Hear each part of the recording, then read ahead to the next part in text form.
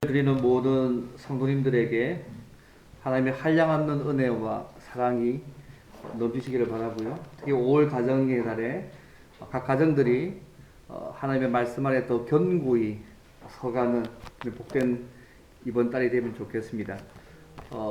예전에 조선일보에서 50대 이상 중장년층 회원 205명에게 설문을 조사한 적이 있었습니다. 두 가지 정도 설문이었는데, 평소 자식들에게 가장 상처받은 말이 뭐냐? 그런 설문을 했는데, 첫 번째 1위가 뭐냐면, 부모님과는 말이 잘 통하지 않아요. 이 부모님이 제일 상처받는 첫 번째 말이었답니다. 두 번째는, 인터넷이나 휴대폰 같은 그 기기 같은 것들을 작동을 잘 알려주는데 잘 못하니까, 왜 이것도 잘 못하냐고. 이게 두 번째 상처받은 말이고, 세 번째 상처받은 말은 뭐냐면 바빠서 찾아뵙지 못하겠다고.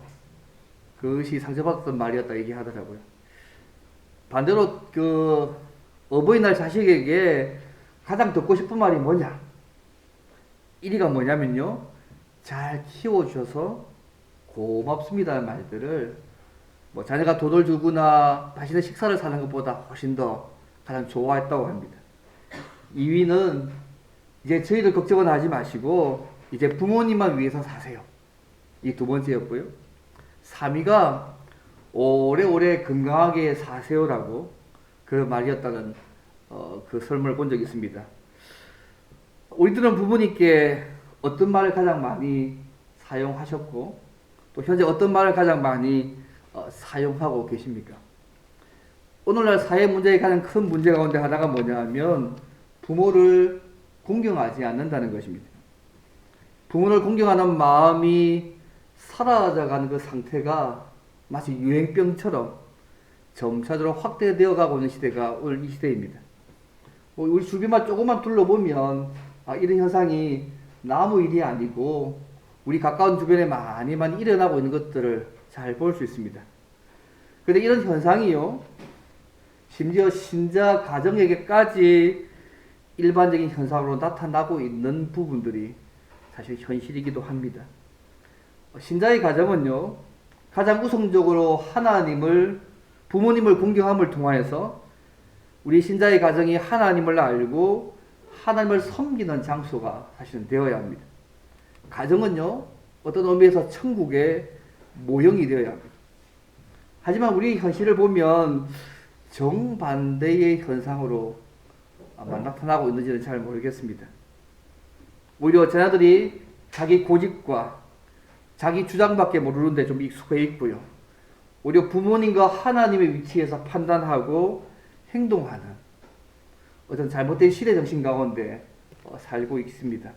이러한 때에 한국교회가 다 함께 지키는 어버이 주일에 우리를 낳아주시고 길러주셨고 또 가르쳐주셨던 부모님이 도대체 어떤 존재이고 하나님 앞에서 우리가 부모 공경의 계명을 잘 또 살고 있는지를 한번 돌아보기도 하고 또 어떻게 공경해야 할 것인지를 말씀을 통해 다시 한번 확인하고 우리의 모습을 점검해가는 기로 삼는 것은 의미가 있다고 생각합니다. 물론 이미 돌아가셔서 천국에 계신 분들은 부모님의 좋은 믿음의 유산을 다시 생각해보는 시간이 되시면 좋겠습니다. 특히 오늘 본문에서 성도의 지혜라고 알려주는 이 잠언서의 말씀을 통하여서 부모를 공경하는 것이 도대체 어떤 의미가 있고 어떻게 부모를 즐겁게 하고 공경해야 할지를 크게 한 두 가지 정도로 함께 좀 생각해 보기를 원합니다.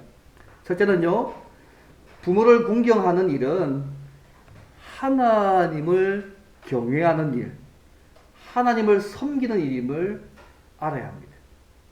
단순히 부모의 공경 문제가 부모의 공경만의 문제가 아니고 하나님을 경외하고 하나님을 섬기는 일이라는 것을 알아야 한다는 것입니다. 사실 성경은요, 계속해서 부모님을 공경하는 일은 하나님을 경외하는 일이다. 그게 참된 지혜고 부모님을 공경하는 것은 하나님을 섬기는 것으로 계속 말씀합니다. 그래서 보이지 아니하는 하나님을 섬긴다고 하면서 눈에 보이는 부모를 공경하지 않는 것은 하나님을 거역하는 것이고 하나님을 섬기는 것이 아니라고 사실 성경은 말씀하고 있습니다. 그리고 성경에 보게 되면 부모를 공경하는 일을 교회 역사상에 쭉 보면요, 혈연적인 관계에 있는 부모에만 적용하지 않습니다. 연령과 은사에 있어서 모든 윗사람을 다 포함시켜서 부모라는 관념 근원 속에 폭넓게 적용해왔던 것이 교회 역사의 내용들입니다. 어쨌든 하나님께서는 부모 공경의 이 말씀을 계명을 통하여서 우리가 하나님을 알고 섬기는 통로로 사용하시고 있다는 사실을 좀 기억하면 좋겠습니다. 부모님을 공경하고 어른을 공경하는 사람을 보이지 아니하는 하나님을 섬기는 것으로 이해하고 있습니다. 하나님을 섬기는 가장 중요한 시금석이 하나가 뭐냐면 부모님을 공경하느냐의 여부로 알게 된다고 성경은 말씀하고 있습니다. 이런 이유에서 어떤 사람이 하나님을 섬긴다고 말은 하면서 눈에 보이는 그의 부모를 공경하지 않으면 정말로 그가 하나님을 섬긴다는 것은 문제가 있습니다. 성경이 그렇게 말씀하고 있지 않습니다. 가끔 우리가 이 세상에 보면 정말 부모가 정말 저럴 수 있을까? 막 그런 생각이 드는 부부도 있잖아요. 아이들을 구타하고 심지어 죽이기도 하고 때로는 뭐 자녀를 성폭행하기도 하고 뭐 팔아넘기는 파렴치한 부모들도 사실 있는 거 맞지 않습니까? 더 심한 경우도 많습니다. 그러나 보통 정상적인 부모는 자녀가 잘 되기를 사실은 원합니다. 심지어 자기 자식이 살인죄를 저질러도 대신 그 죄를 담당하려는 것이 부모의 마음 아닙니까? 그런 부부도 실제로 있습니다. 그래서 부모들이 자녀에게 여러 가지로 훈계하고 심지어 매를 들어서 가르치기도 합니다.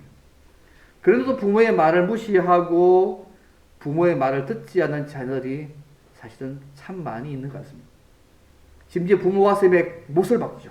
못을 박기도 하고 항상 부모의 마음 가운데 불안과 초조 속에 부모를 살게 만드는 자녀들도 사실 꽤 있는 것 같습니다. 그래서 부모 생각이 늘 오늘은 이 자녀가 무슨 일을 저지를까?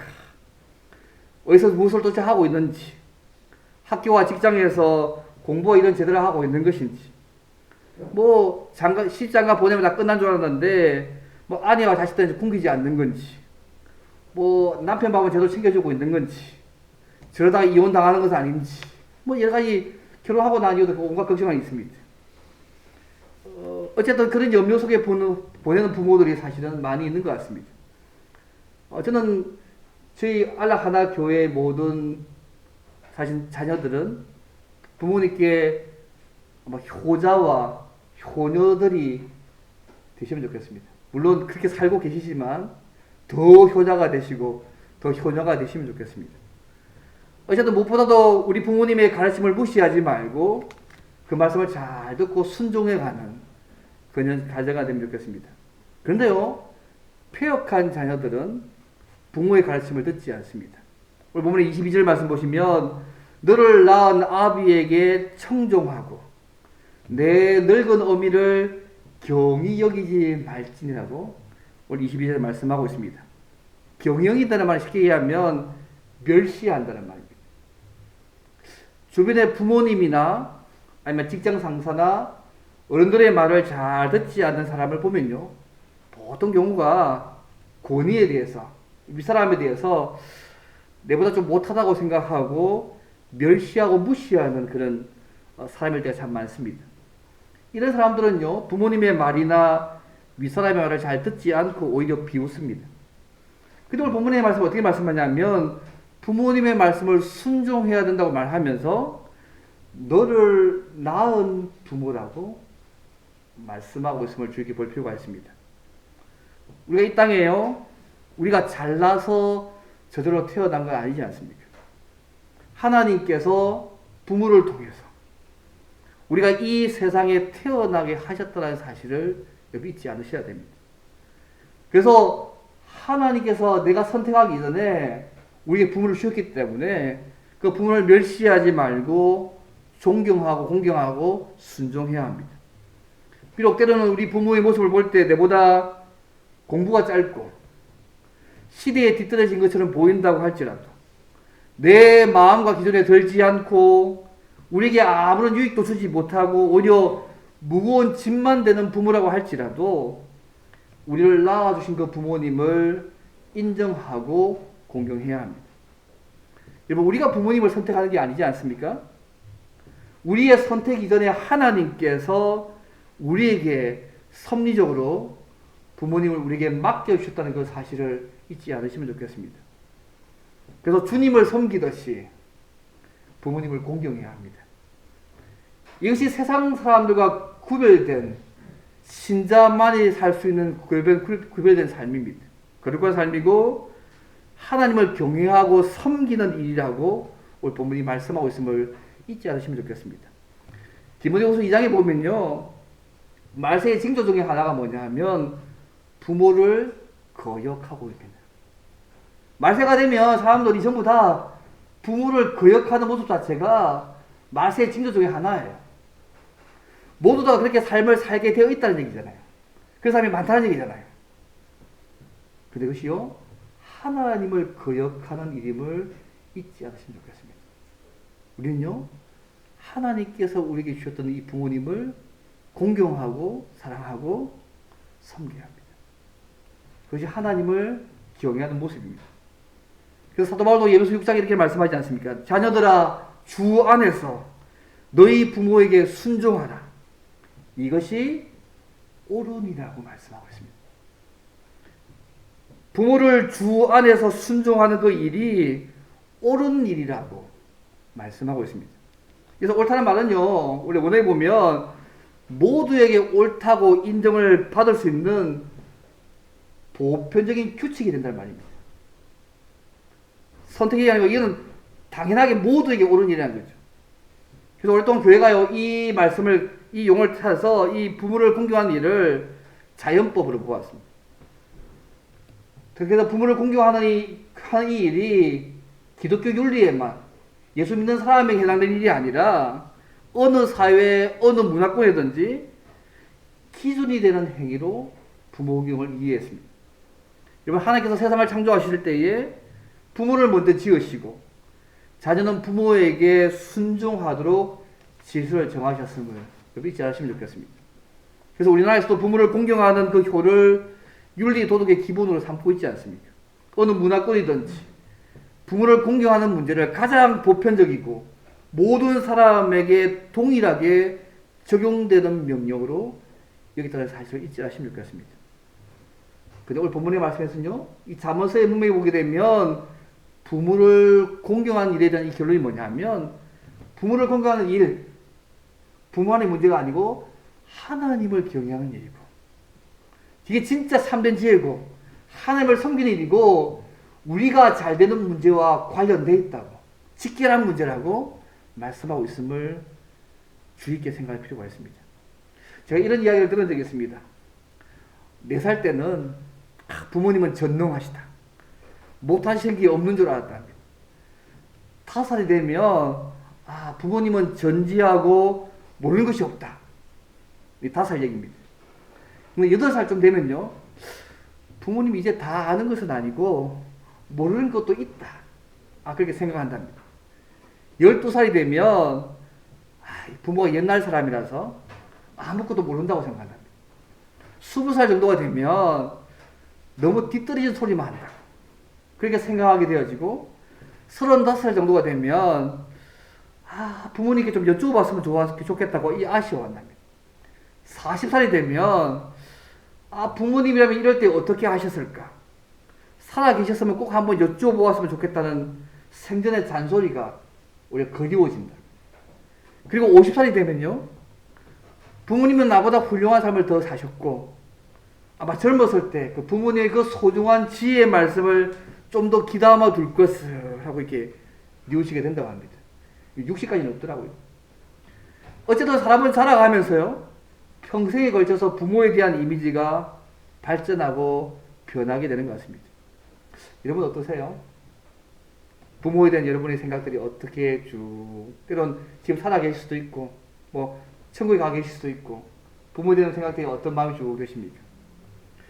사랑하는 성도 여러분, 부모님이 우리의 마음에 들지 않고 우리에게 아무런 도움이 되지 않고 짐이 되는 부모님이라고 하더라도 하나님이 우리에게 주신 부모님을 잘 공경해야 된다는 것을 잊지 않으시면 좋겠습니다. 부모님이 이 세상에 계시지 않고 천국에 계신다면 부모님의 좋은 믿음의 유산을 이어나가시면 좋겠습니다. 그리고 하나님이 우리 주신 부모님을 공경하는 것, 하나님을 섬기는 일임을 잊지 않으시면 좋겠습니다. 우리의 기준에 맞지 않는다고 무시하거나 부모님 말씀에 불순종하지 않기를 바랍니다. 오히려 우리에게 주신 부모님과 영적인 부모님을 하나님을 섬기듯이 잘 공경하고 섬기며 살아가므로 날마다 하나님을 경외하고 섬기는 저와 여러분 되시기를 주님을 바랍니다. 첫 번째입니다. 그럼 두 번째로, 부모님을 공경하는 일이 하나님을 경외하는 일이라면 우리가 어떻게 부모님을 공경하고 기쁘게 할까요? 그것이 두 번째 말씀입니다. 여호와를 경외하고 말씀에 순종함으로 부모를 기쁘게 해야 합니다. 오늘 본문의 말씀 보시면요, 23절 말씀 보시면 진리를 사되 팔지 말며 지혜와 훈계와 명철도 그리할지니라고 말씀하고 있습니다.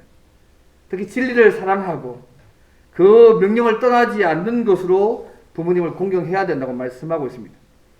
과거 이집트나 그리스나 로마 시대에 보면요, 지혜를 얻기 위해서 좋은 서성을 많이 찾아다녔습니다. 아마 기원전 5세기 중반, 한 4세기 중반 보게 되면 소위 그리스에 활동한 소피스트들, 이 사람들이 대표 지혜를 팔던 사람들이 아닙니까? 당시는 의나 법정에서 연설을 잘하는 사람이 그 당시 성공한 시대의 기준이었기 때문에 부자집 자녀들에게 연설하는 거다 논쟁 기술을 잘 가르쳤습니다. 이때 소위 지혜를 직업적으로 가르친 사람들이 그런 사람들이었습니다. 솔로몬이 이 책을 기록할 이 당시에도요, 지혜를 얻기 위해서 많은 돈을 들여서 좋은 서성을 찾는 그 시대였습니다. 이런 배경에서 오늘 본 말씀에서 진리를 사되 팔지 말라고 말씀하고 있습니다. 오늘 보면 이 말을 뭐죠? 명령법과 강한 부준 금지 명령법으로 이 말씀을 기록하고 있습니다. 진리를 사라는 말은 뭐냐면요, 어떤 대가를 지불해서라도 이 진리를 사야 한다는 말입니다. 그리고 어렵게 산 그 진리를 절대로 팔아서는 안 된다고 말씀하고 있습니다. 오늘 본문을 보게 되면 이 진리란 말이요, 같은 구절에 지혜, 훈계, 명철 똑같은 동의어입니다. 똑같은 말입니다. 여러분, 지혜로운 상인은요, 좋은 물건을 만날 때 더 큰 이익을 남길 수 있다고 생각하기 때문에 자기가 가지는 모든 걸 다 팔아서 그것을 삽니다. 근데 지혜는요, 우리가 가진 모든 것을 팔아서 사야 할 만큼 가치가 있습니다. 왜냐하면 그 지혜를 소유하면 자기 자신을 부유하게 하고 행복하게 만들어주기 때문에 그렇습니다. 근데 이 잠언서에 보면서 지혜가 뭡니까? 여러분 알잖아요. 여호와를 경외하는 것과 관련된 지식이 지혜이지 않습니까? 여호와를 경외하는 지식이 얼마나 중요한 걸 말하기 위해서 잠언 1장 8절부터 얘기합니다. 내 아들아 그러면서 가르칩니다. 특히 2장에 보시면 은을 구하는 것 같이 그것을 구하며 감추어진 보배를 찾는 것 같이 그것을 찾으면 여호와 경외하기를 깨달으며 하나님을 알게 된다고 잠언 2장에서 말씀합니다. 마치 은이나 감추어진 보배가 상징하는 것처럼요, 세상에 속한 값지고 귀한 거 있잖아요. 우리가 이걸 얻기 위해서 얼마나 많이 노력합니까? 시간을 투자하지요. 얼마나 부지런히 일을 합니까? 근데 더 중요한 것이 뭐냐면 하나님을 경외하는 거 더 중요합니다. 하나님을 경외하는 이 지혜를 찾기 위해서 은을 구하는 것 같이 감추진 보배를 찾는 것 같이 그렇게 찾고 애쓰고 노력해야지만 여호와를 경외하는 그 지혜를 누릴 수 있다고 말씀하고 있습니다. 왜 우리가 하나님을 경외하는 지혜를 자꾸 찾으려 할까요? 이 세상에 속한 모든 것이요, 하나님의 손에서부터 나옵니다, 여러분. 하나님의 손을 거치지 않는 모든 것은 없습니다, 여러분. 하나님 외에 다른 것에서 딴 것이 주어진 게 아니고요, 모든 것이 하나님의 손에서부터 나오기 때문에 여호와를 경외하는 그 지혜를 구하고 찾기 위해서 예를 쓰고 들어갈 수밖에 없는 것입니다. 그래서 잠언 2장 이렇게 얘기하잖아요. 내 아들아 내가 만일 나의 말을 받으며 나의 계명을 내게 간직하며 내 길을 지혜에 기울이며 내 마음을 명철에 두며 지식을 불러 구하며 명철을 얻으려고 소리를 높이며 은을 구하는 것 같이 그것을 구하며 감추인 보배를 찾는 것 같이 그것을 찾으라고 말씀하고 있습니다. 뭐 솔로몬이요 그의 자녀에게 뭘 가르쳐서 갔습니까? 세상을 사는 지혜요? 잘 먹고 잘 사는 거요? 아닙니다, 여러분. 여호와를 경외하는 법을 그의 자녀들에게 가르쳤습니다. 그래서 그 부모의 명령을 순종하고 멸시하지 말아야 된다고 지금 말씀하고 있는 것입니다. 왜냐하면 부모의 명령을 순종하지 않는 것은 어떤 의미에서 여호와를 거절하는 것이니까요. 부모의 바람을 얘기한 것이 아니고요. 여호와를 경외하는 사람들을 살아야 될 것을 부모가 하시는데 그 부모의 명령 가르침을 무시하는 것은 뭐냐면 하나님을 거절하는 것과 똑같은 것입니다. 그래서 오늘 이 배경을 솔로몬이 말씀하고 있잖아요. 지혜의 가치를 알고 사야 하고 절대로 팔아서는 안 된다고 지금 강조해서 말하고 있는 것입니다. 근데 오늘 우리의 삶을 보면요. 어떤 경우 우리가 진리를 팔게 될까요? 소위 지혜가 아니면서도 소위 지혜로 생각하게 만드는 것들이 세상에 많잖아요.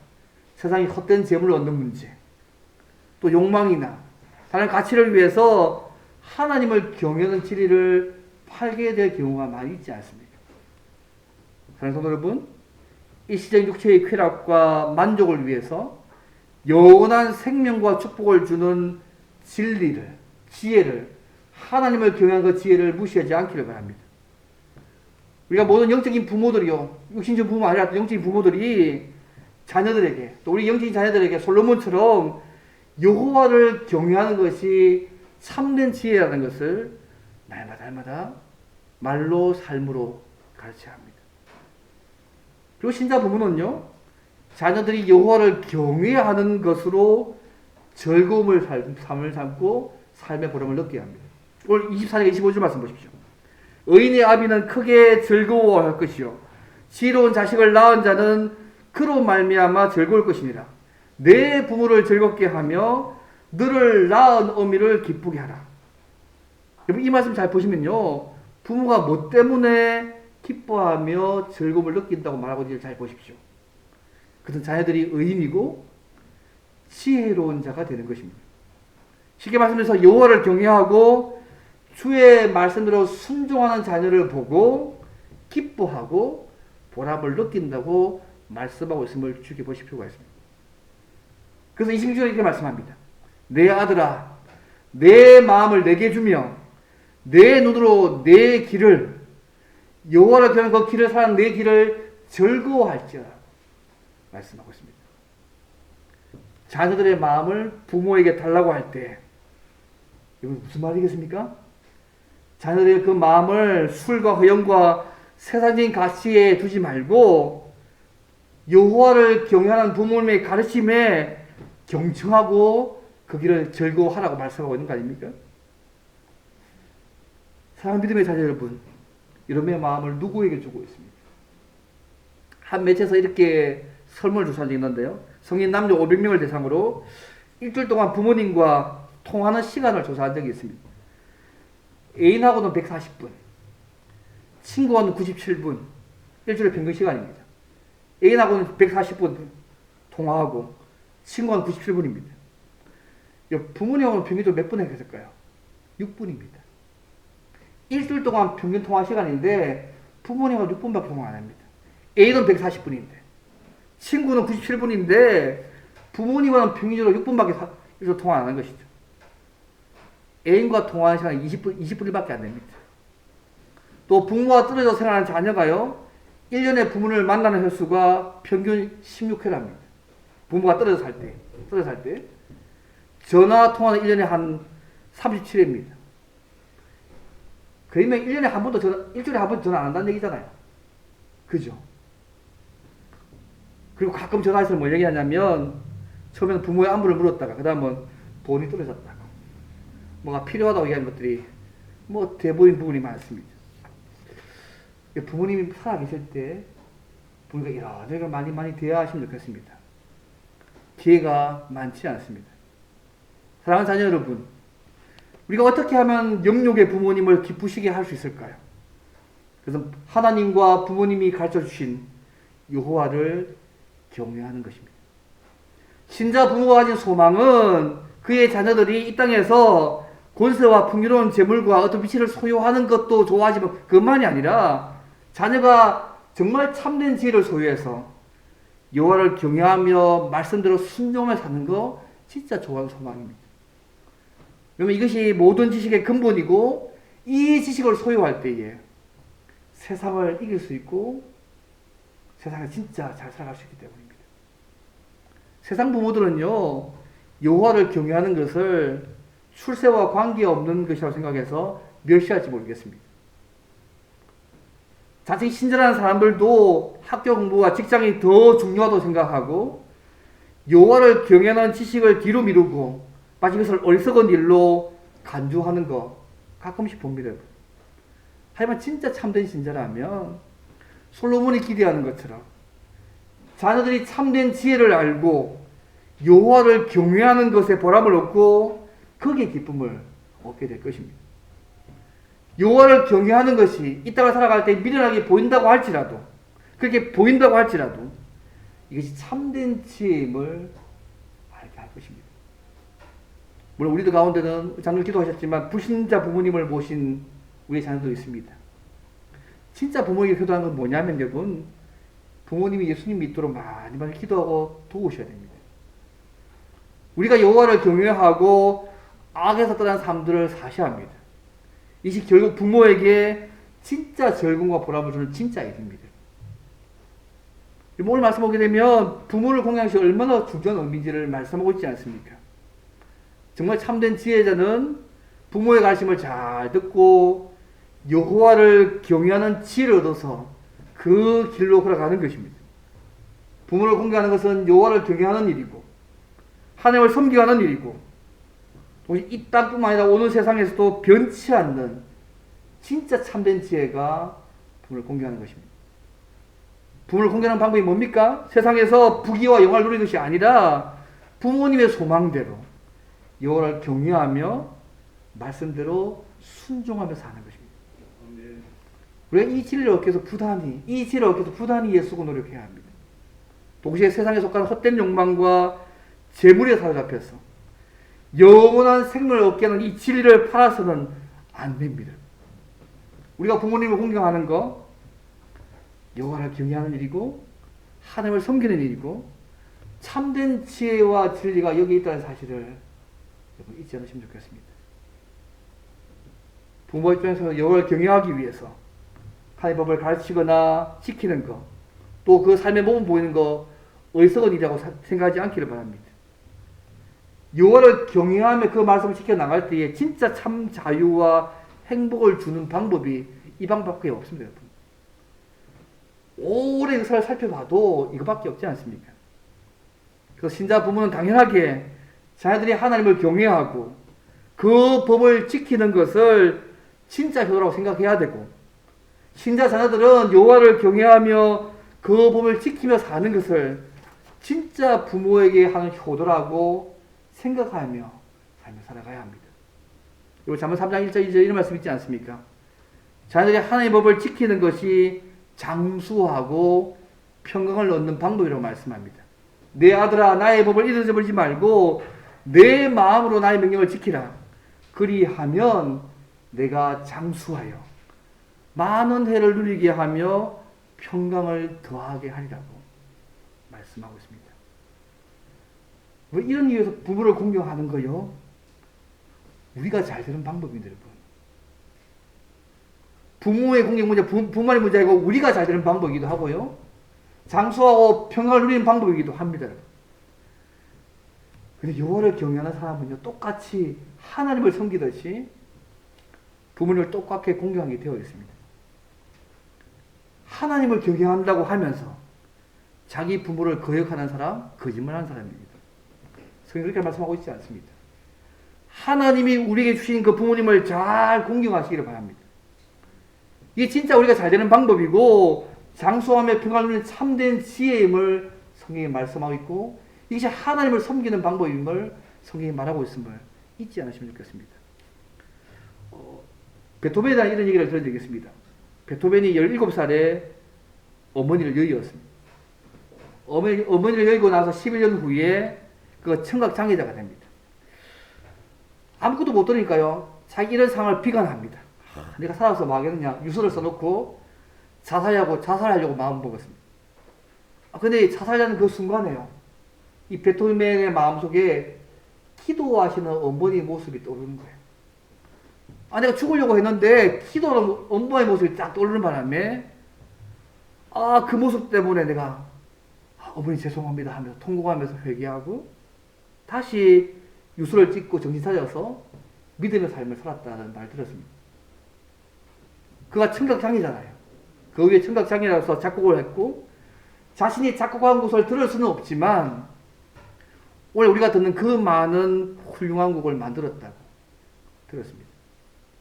어떤 의미에서 기도하시는 어머니가 오늘날 그를 만든 거 아닙니까? 살리고 그를 만든 거 아닙니까? 효도를 연구하는 학자들이요. 신자가 부모를 공유한 5가지 요건을 얘기합니다. 첫째가 뭐냐 하면 부모를 자주 배워야 한다. 두 번째, 부모 말씀을 잘 들어야 한다. 셋째는 부모가 무슨 얘기를 하시더라도 참 귀한 말씀이라고 지켜드리면서 들어야 한다. 넷째, 예수를 믿고 소망이 되도록 해야 된다. 다섯 번째, 순종해야 된다. 말씀을 해주려고 합니다. 사랑하는 성도 여러분, 하나님이 우리 주신 부모님을 잘 공경하시기를 바랍니다. 때는 우리를 힘들게 하고 힘들게 만들고 심지어 아무런 도움이 되지 않고 짐만 되는 부모님이라고 할지라도 하나님을 예배하듯이 섬기시기를 바랍니다. 우리들의 부모님이나 위에 있는 사람이 까다로운 분이라고 할지라도 잘 공경하시기를 바랍니다. 우리의 부모님께 걱정거리와 근심거리를 안겨드리지 말고 부모님의 마음을 편하게 해드리시기를 바랍니다. 부모님께 내가 부모님의 자녀로 태어난 건 너무너무 고맙고 너무너무 사랑한다고 감사하다고 여러분 말해주시면 좋겠습니다.